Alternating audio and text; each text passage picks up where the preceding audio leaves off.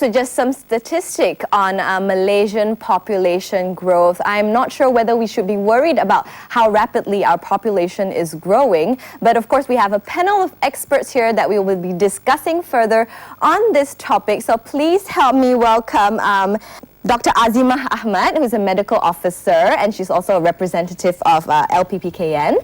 And also we have Dr. Wai Kok Yao, who's a consultant obstetrician and gynecologist and a fertility specialist at Tropicana Medical Center. And last but not least, we have Helena Kamarudin, who's a financial advisor. So we have all three of our experts here today to talk about family planning and maybe controlling population growth. Is it a good thing or not for Malaysia, at least, you know? It's probably quite a revolution, I think, here in Malaysia, family planning. Don't you think, Doctor? Actually, in Malaysia, we don't have a rule saying that. Rules or a force in family planning. Yes. Not like other countries like Singapore, or China. Hong Kong, or China. They have certain certain policy that they have to control population growth. Yeah. Like China, they have only stopped at 1, and Singapore in 1970 they said stop at 2. But now they realize that the population growth is now declining in fertility rate, so they have to change their policy to help the nation growth in quality. Okay, maybe Dr. Azimah, you can first of all tell us how do you define family planning as a medical officer? People will say that family planning is actually just like birth control with wide varieties of methods, but actually it's educational and comprehensive medical or social activities. Means that the person or the individual who are going to deliver this family planning, they have to be trained and do some course that's very specific for family planning. And the individuals can determine freely what time of spacing of their children, what number of the children they want, and they can choose or select the means to achieve this. Yeah, that's right. So doctor, from a medical point of view, right, what is family planning to you? The family planning for me, I think I look at it from different perspectives. I mean, family planning, a lot of people have this concept that family planning equal to contraception. Yes. But for me, actually, we have to know more about family planning. True. Family planning actually including is an action of somebody trying to prevent a pregnancy or delaying a pregnancy, and on top of that also including achieving a pregnancy. Because you see, in the current trend, people are getting married very late.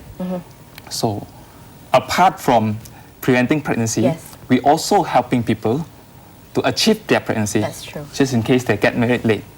For example, a couple, if a young couple, if they got married early, let's say they got married at 24, 35 years old, and they would need prevention, which is contraception, to plan their family. On the other hand, if a more elderly couple, they got married at around 40 years old, so we will help them to achieve their pregnancy earlier. So this for me is the meaning of family planning. It's both not sides. all, yes, it's both sides. Both sides of the spectrum. Yes, correct. Okay, from a financial advisor point of view, Helena, what would you say is family planning? Family planning encompasses all of that, right? Because it's like what Dr. Azimah mentioned. It's education, and it's like what you said. It's planning your future as a family, as an entity, but there's also an element of finance in there, because when you're planning your family or when you decide to get married, that's when you realize that, you know, it's not just me as an individual. Now I am a couple, and eventually I'm going to be a family. So you need to plan in advance, and you need to do it properly if you're gonna if you want to achieve the family that you plan on having. All right. Those are very good answers from all our experts here. But right now, we actually went out to the streets of Malaysia to ask men and women alike what they think of family planning and whether or not we should have it in Malaysia. Let's have a look.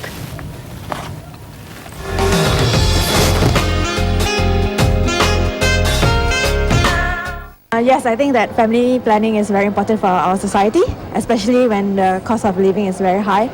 We have to plan our finances beforehand. I think it's important because basically a lot of things are going up now, and if you don't have the cash, how can you support a family? Taraf hidup sekarang, kita kena plan costing untuk dia akan datang, masa dia membesar, itu semua penting. Kita nak tahu berapa banyak expenses yang kita akan ada. Saya rasa 3 dah cukup kot.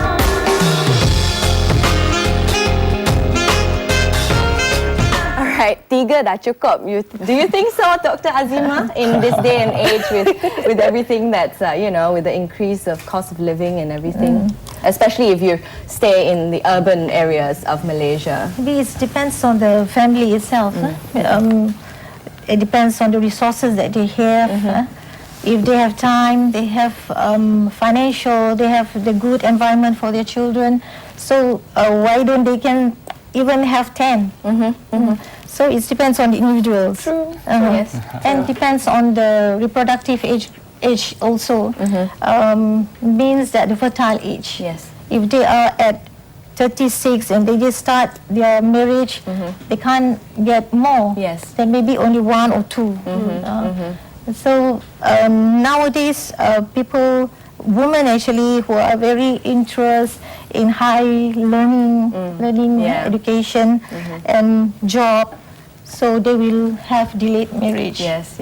So that's reduce the fertile age actually. Okay. Dr. Wong, would you say that a lot of women of older age come to your clinic to seek fertility treatment? Because nowadays, women, we have our careers, we have our social life, so a lot of us delay even giving birth.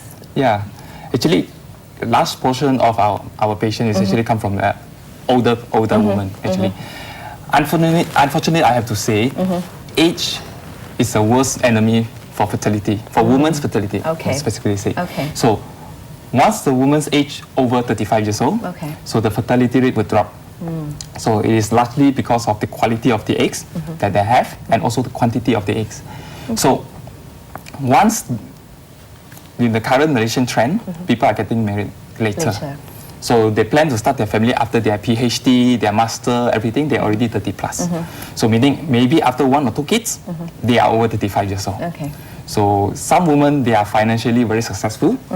They want more kids. Yes. The more the merrier. So once they reach 40, they want another kids. So that is the time that they have difficulty to achieve what they want. So that is the time they come to us.